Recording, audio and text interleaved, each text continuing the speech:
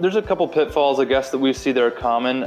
One is the tendency for surgeons to want their facility to be designed with plenty of, I'll call them nice to haves, rather than designing it based on data that was discovered during that early planning phase that's clearly defining what's needed for this facility to be successful. So focus on what's like necessary, what's important, and maybe not so much on the nice to haves.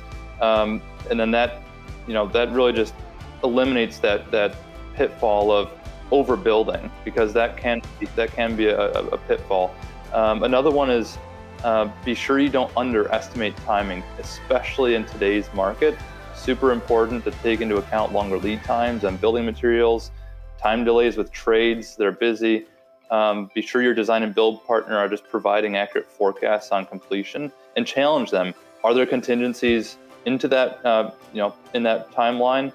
Because there should be in today's climate. I guess related to timing is critical that you avoid that equipment planning pitfall where you leave it too late in the process to plan around your equipment. Not only from a procurement standpoint, but it's important that equipment specs are made during the design phase so that everything is accurately included in the construction drawings. Otherwise, you're going to leave yourself open to issues later in the project where equipment isn't properly supported with necessary utilities infrastructure.